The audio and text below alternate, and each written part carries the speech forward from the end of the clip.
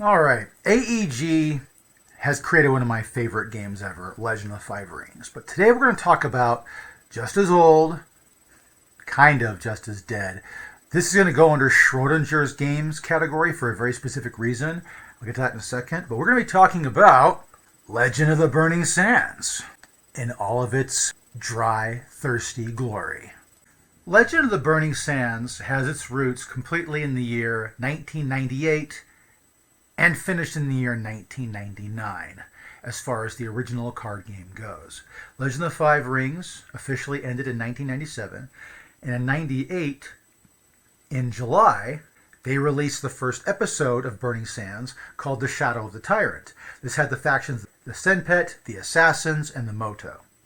Then, in October of that year, we got the second episode, Secrets and Lies, which had the Cabal and the Echelon.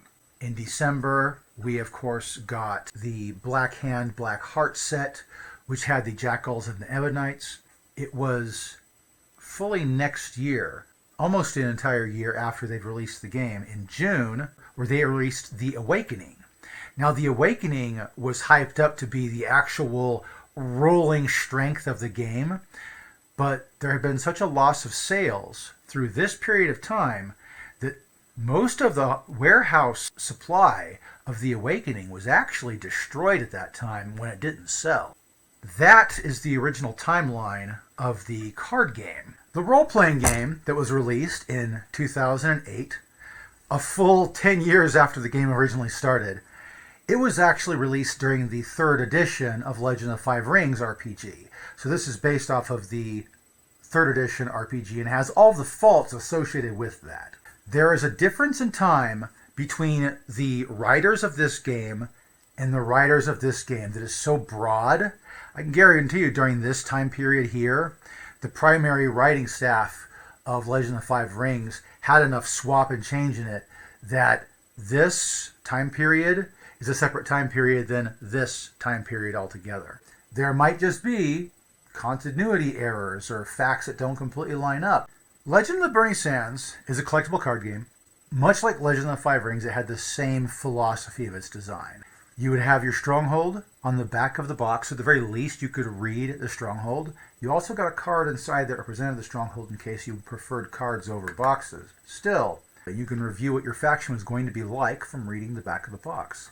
The game generally ran like this. Your stronghold, but then you had city sections that were laid out in a pattern of however many you can afford based off of this expenditure of these points.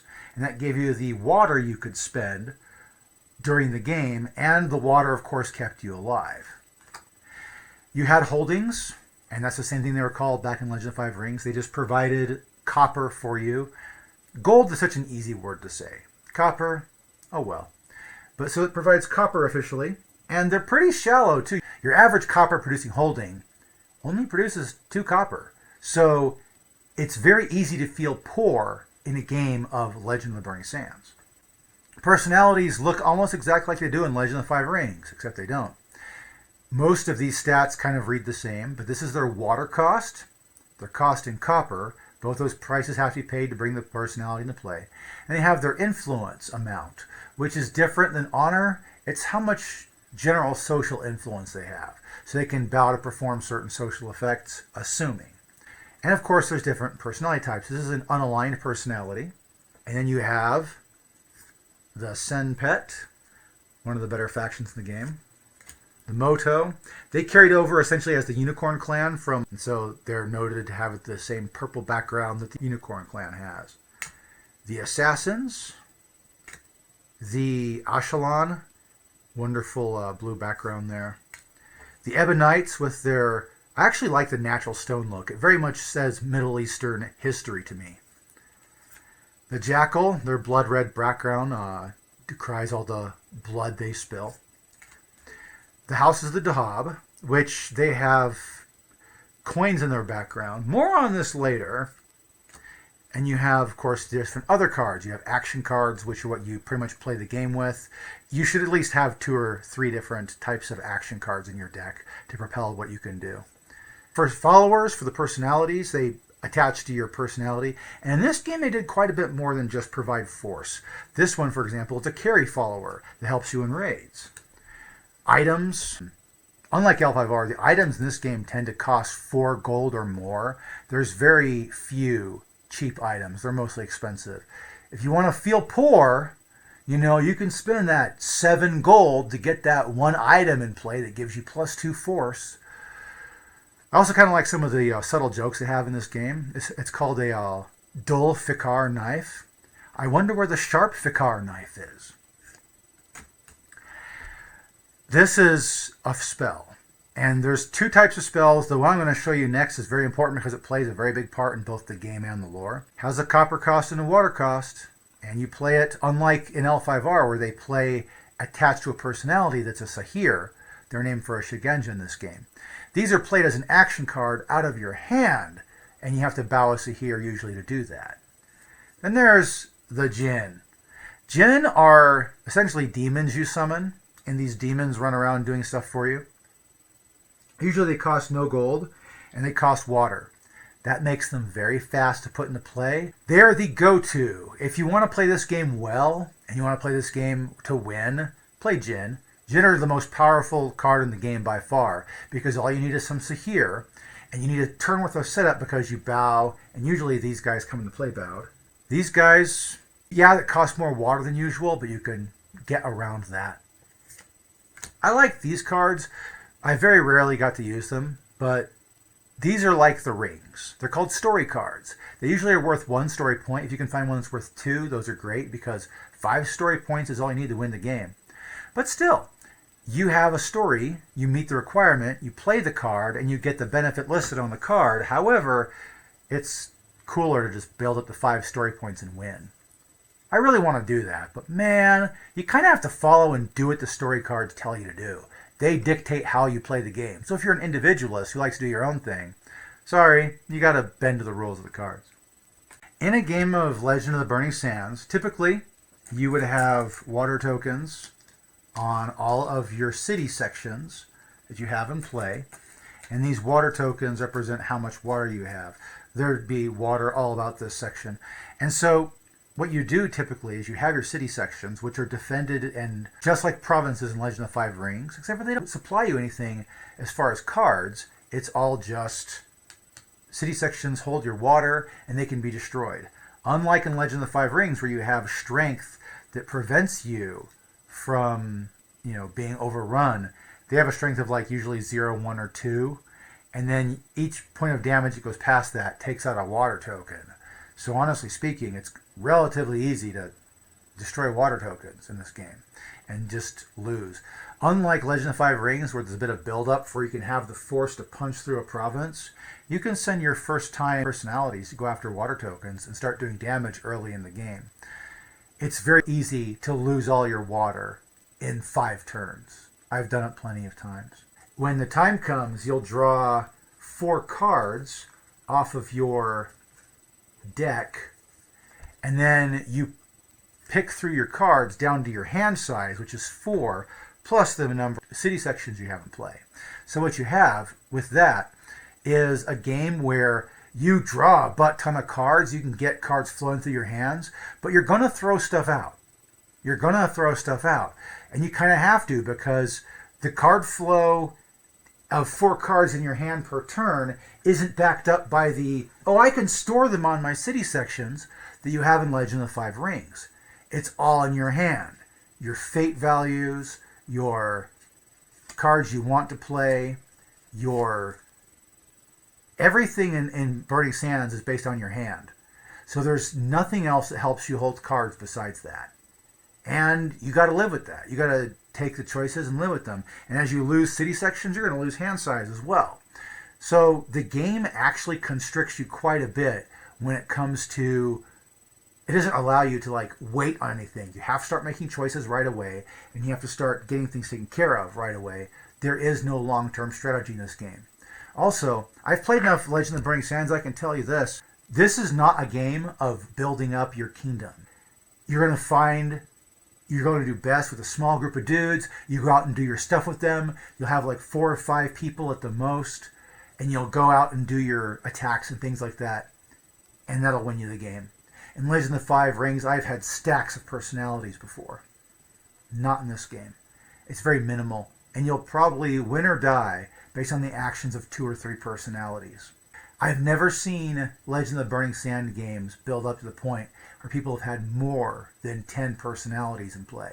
Although I have a deck that's kind of based on trying to do that, I'll be honest with you. This game is tactical in nature. It is not strategic in nature. You can send little thugs to go kicking over water storage urns very quickly in the game, so things spiral out of control very quickly. You have to spend water. You want to bring a djinn into play? Well, congratulations. That was a 2-water investiture. If this province is attacked for 6 points of damage, past that strength, that's all your water tokens. Last point of damage destroys the province. City section. But you get the idea. This game is not Legend of the Five Rings. Not at all. And you have to think differently when playing Legend of the Burning Sands. Because if you think about the slow build-up, you're going to die to someone who's more in tune with the game than you are. Which is terrible because the gold production is kind of... That's the thing about Legend of the Burning Sands. I think the people who designed it still had Legend of the Five Rings on the brain and didn't realize they had to change a few things to make things actually work better. Your holdings don't produce enough gold to pay for your personalities. These produce 2 on average. Your stronghold produces 3 or 4 most of the time. Your average personality is 6 or 7 gold. There are some cheaper ones that are 4 or 5. Plenty of personalities that are 8 or more. Your average champion is like 11 or 13. 2 copper per holding. So yeah, you're not going to have a build-up opportunity in this game like you do in Legend of the Five Rings. In Legend of the Burning Sands, you have to pay attention to your present turn. Only if your opponent lets you do a long build-up game will you get a long build-up game.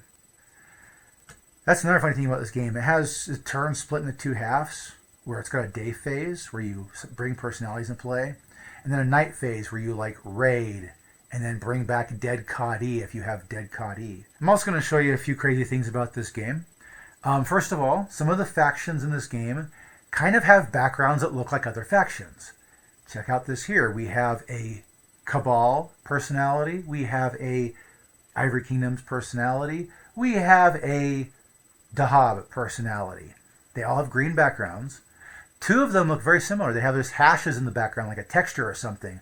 One of them is more like a greenish gray. The other one is pretty honestly green. And of course, the third one has those coins that stand out that show you, yeah, these are Dahab backgrounds because it's got the coins, right? But they're all green. And they all have a similarity enough of green, especially with the variation of printing in this game. The color of green can seem very similar. These cards actually look very different from one another.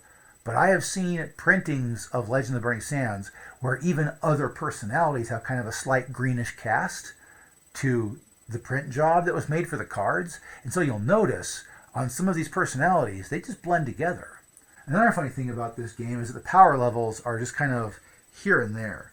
One of my favorite personalities, but one that is not in my deck because she's freaking useless technically. These are the twins Jahan. Average water cost 7 copper, meager 2 influence. Bows to draw 2 cards from the top of your deck. Take 1 into your hands after showing it to your opponents, and the other one goes to your buried discard pile. In this game, you have a saved discard pile as well as a buried discard pile.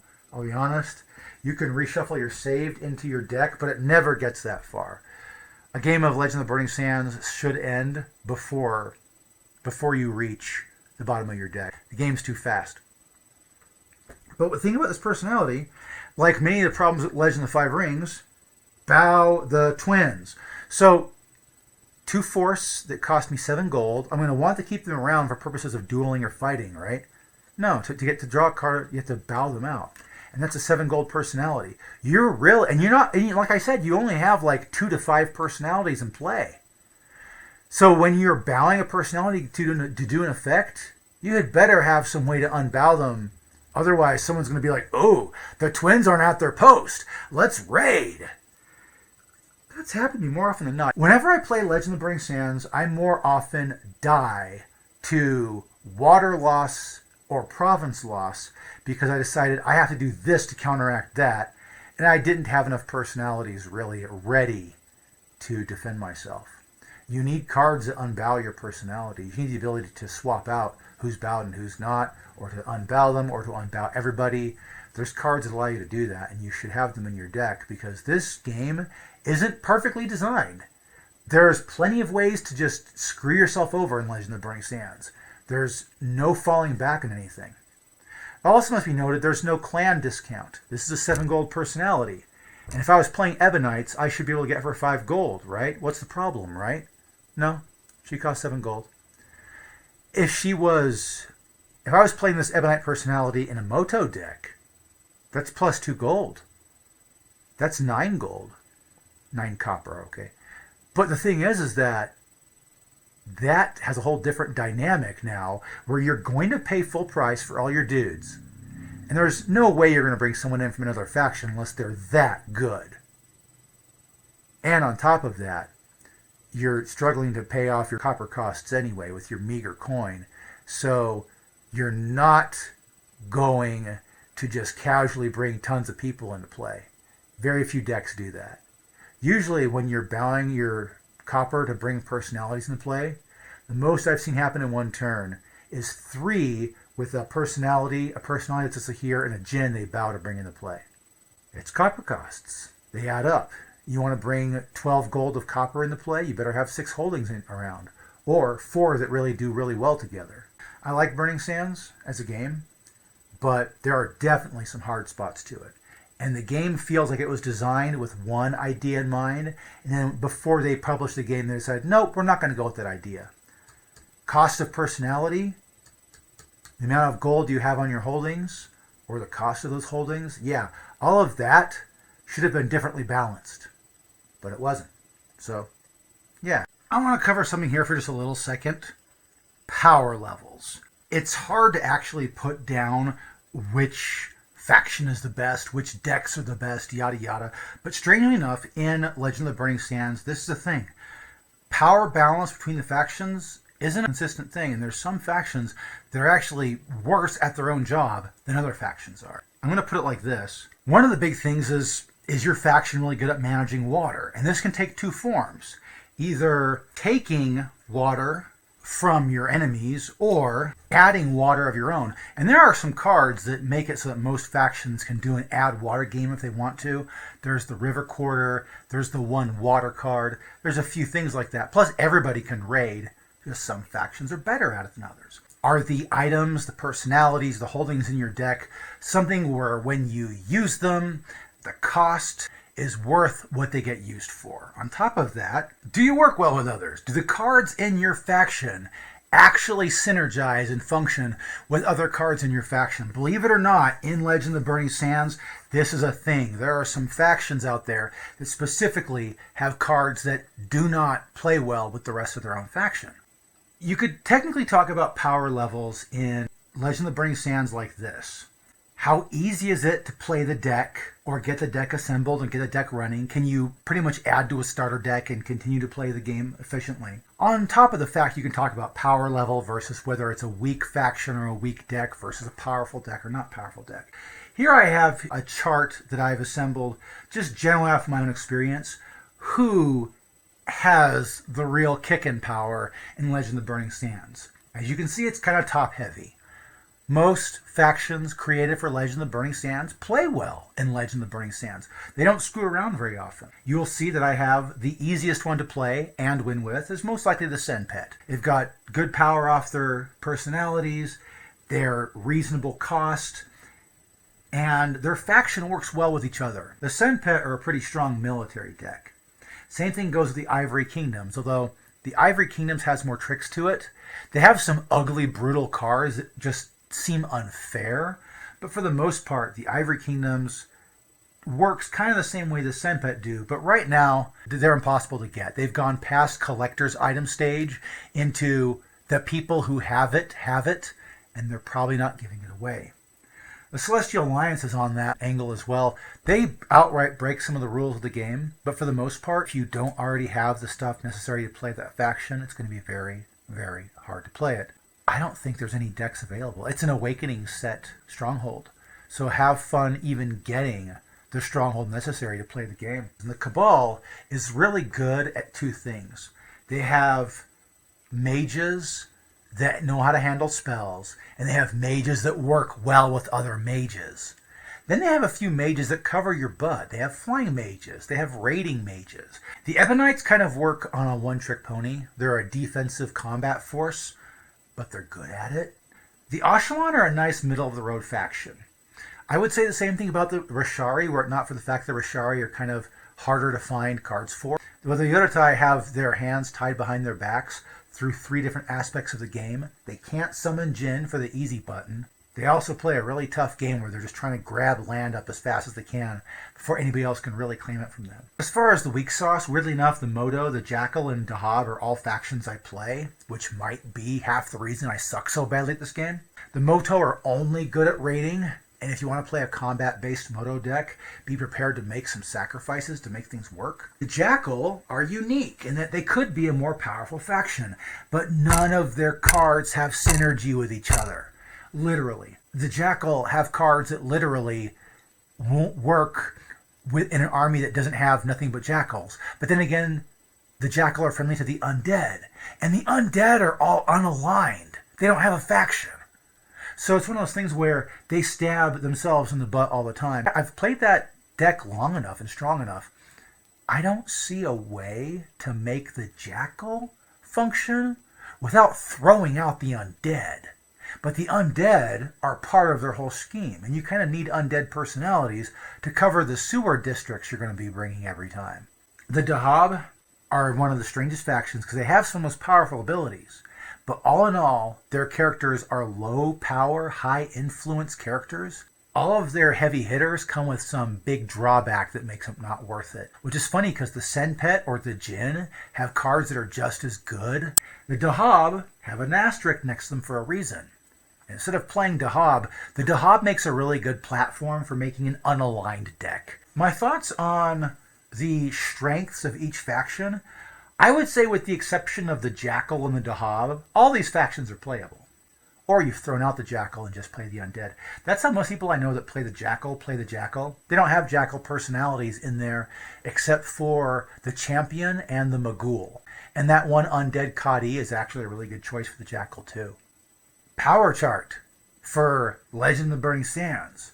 This is my knowledge, and from what I've played of the game, this is the power balance of Legend of the Burning Sands. Legend of the Burning Sands had an RPG. I don't think anybody actually seriously played this, but it existed. And when it came out in September of 2008, plenty of people picked it up because, they're fans of L5R. They were fans of Burning Sands. Here you go. Have an RPG. Much like you have in all 3rd edition products, it's got that kind of parchment style layout where the background is some kind of text paper. And looking through it, the beginning tells you about the world. Then it just immediately goes into the actual rules of the game. They took the rules for Legend of the 5 Rings and put them into this book. You do not need Legend of the 5 Rings to play Legend of the Burning Sands, as it should be. After the rules of play, in Chapter 1, they kind of things mixed up a little bit, because I think they immediately go into some of the factions. No, in Chapter 2, Minadat al-Salam, they cover a bunch of different guys here. This is just a history, isn't it? Well, it has some history. And it talks about the various different forces of law, like the Caliphate, the Sultan, and all the different things. It gives you basic city guard class techniques you can use. So you can bring that. You can actually play a Kadi. That's pretty crazy. 6 or 8 point advantage. Have fun there, guys. You can play a Kadi. Then it talks about in the same chapter the Houses of Dahab. So you can play Houses of Dahab characters. And it talks about the Kolat somewhat openly. And so it's got various different character types for the Kolat in the same chapter. And then it goes into the Cabal. Since they're also in the city of Medinat al-Salam, you have the Cabal as well. Then a whole new chapter opens up for the Ashalan. And for each of the other factions, since they're separate from the primary city. So we have Ashalan characters that are available, which is funny because in the setting, the Ashalan are down to like their lowest number. So if you're playing an Ashalan character in this role-playing game, you're playing one of the Ashalan. You have no say in the matter as far as that's concerned.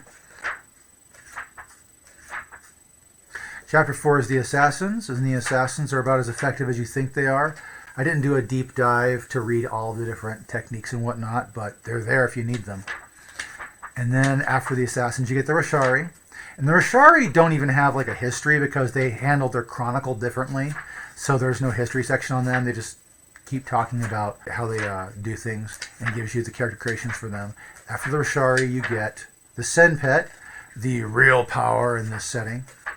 You don't get a chapter on the Moto. You don't. I guess it's the reason they don't give you a chapter on the Moto is because the Moto can just carry stuff over on Legend of the Five Rings. Ha ha ha ha! Funny, right? Where's the Moto in here? Well, they're in a different game, actually. You get scouts and warrior schools from Legend of the Five Rings and play the Moto with those. And you get the Yodotai. What's real funny about this book is that a lot of the major artifacts are right there for you to grab. They have weapons in there like the Spirit Forge and whatnot, and you can just get them as a character. It's kind of funny.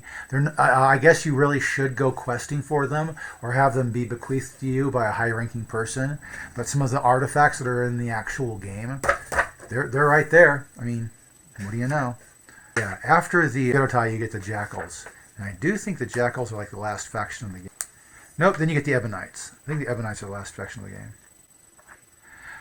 I didn't even see a section on the Ivory Kingdoms. So the Ivory Kingdoms are not available in this game, technically speaking. I guess you play them as if they're Ebonites. That's another funny thing about this game. In this role-playing game, they mention, oh, the Ebonites come from the Ivory Kingdoms. Knowing the original timeline of the card game, do we have any inclination that the Ebonites come from the Ivory Kingdom? I mean, here we see Ebonites that look closer to what you might call Western Crusaders. And most people, given like these appearances here, I wish I could find Judgment's artwork, but weirdly enough, I think his card is misspelled. Based on like Judgment's artwork and the artwork of other Ebonites, some people thought they were Judaic in origin, you know? So it's one of those things where turning around and having the role-playing game tell us, yeah, they're from the Ivory Kingdoms, makes very little sense. I don't see the Ivory Kingdoms in here. I know there was a period of time where the Jackals and the Ivory Kingdoms allied, but I think the Ivory Kingdoms were wiped out as of this point in time. When you're playing 30 years after the events of the card game, the Ivory Kingdoms' presence in the Burning Sands is reduced to 0, and if you want to find the Ivory Kingdoms, you got to go back to Rokugan and go all the way down there. I like the fact it's standalone and you don't need L5R to play Legend of the Burning Sands. This is actually, in my opinion, a good role-playing book if you sit down and get into this setting for this game. But as far as a expansion for Legend of the Five Rings, it kind of works that way. It's, as far as an addition to a Legend of the Burning Sands collection, I would say it's probably best to buy it and put it on your shelf and ignore it. This is not the conclusive, all-knowing guide to Legend of the Burning Sands. It doesn't actually cover the history of the events of the card game all that well.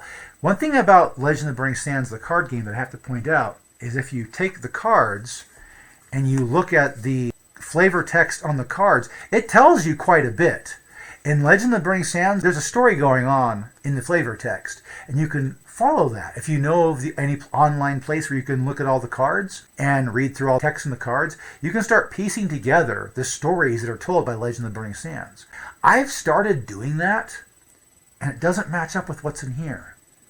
So I'm not saying anything bad about the Burning Sands as a role-playing game, but this is probably a different continuity than what we have in the card game. One thing I want to talk about as far as the role-playing game is concerned that's different from the card game, and I'm wondering about the continuities thereof. In the role-playing it mentions, and this is somewhat backed up by the card game, after the Caliph fell, someone else took over. The character we see pulling down the banners of the Caliph is a character named Adira. Adira is named as the next Caliph in line in this game. Okay, that's cool. And then it mentions her son Puja became the Caliph after her. There's a 30-year span, and she's retired pretty recently in that 30-year span of period. The funny thing is here we see the card, here's Adira, and here also is Puja, who is said to be the son of Adira, and the next Caliph. Now, I've got a question for you. These both look like young characters. She looks like she's anywhere from 16 to 25, And he looks like he's a young man. He's in the same age group.